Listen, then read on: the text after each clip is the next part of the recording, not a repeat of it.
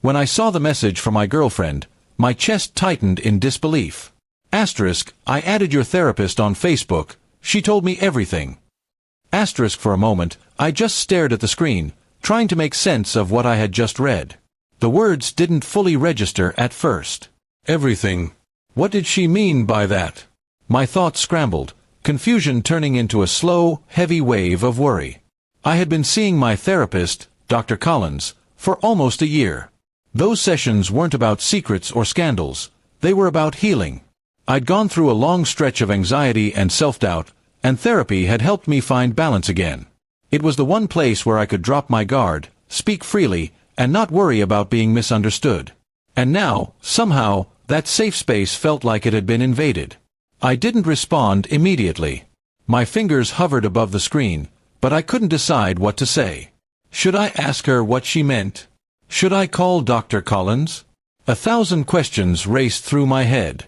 After a few minutes, I finally wrote, asterisk, what do you mean she told you everything? Asterisk, the typing bubbles appeared, then vanished, then appeared again. My heartbeat quickened with every pause. When her reply finally came, it wasn't what I expected. Asterisk, she said you've been struggling more than you admit. That you still blame yourself for things from your past. Asterisk, my throat tightened. Those words sounded like something I'd said in therapy, but my therapist would never share them. Not with anyone. Confidentiality wasn't optional. It was sacred. I called her right away. Emma, I said as soon as she picked up, what exactly did Dr. Collins say? She hesitated, then sighed. Okay, don't get mad. I didn't actually talk to her. I just added her on Facebook and saw her posts. She writes about general topics, anxiety, relationships, trauma. I read a few and I assumed they were about you. I sat in silence for a few seconds, processing that. Relief and frustration tangled together inside me. So, my therapist hadn't told her anything, but Emma had still crossed a line, even if unintentionally.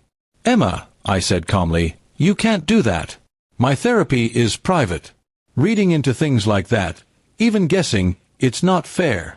Her voice softened. I know. I'm sorry. I felt left out.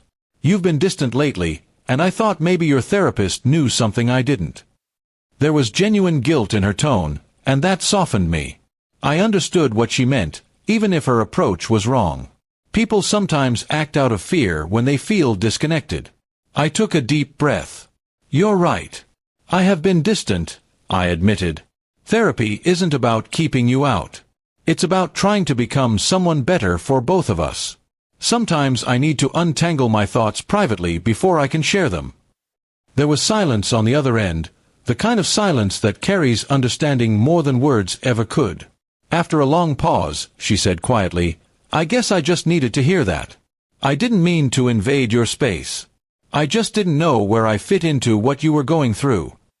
Her honesty caught me off guard, and it reminded me why I loved her. She wasn't trying to hurt me, she was just scared of being shut out. I should have explained it better, I said. You do fit in, Emma. But sometimes healing isn't a shared process, it's something I have to do internally. That doesn't mean you're not part of my life. I could almost hear her smile through the phone. I get it, she said softly. I'll stop assuming things. I just want to understand you, even when you're quiet. The next week, I told my therapist about the situation. Dr. Collins smiled gently and said, it's common for partners to feel uncertain when one person begins to grow emotionally. It's not about secrecy, it's about learning how to include them without losing yourself. Those words stayed with me. That evening, I decided to show Emma what that meant. I invited her over and told her about some of the things we discussed in therapy. Not everything, but enough to make her feel seen and trusted.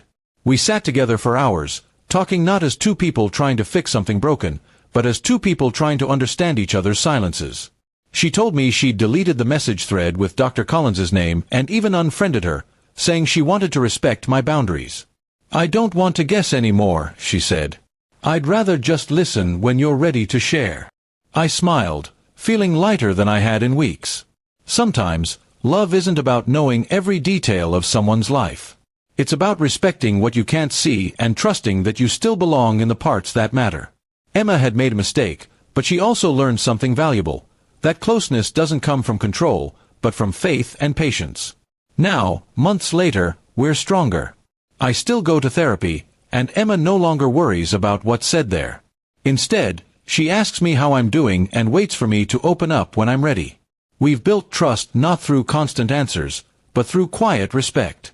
And in that quiet, we've found something real, the kind of understanding that doesn't need proof, just love.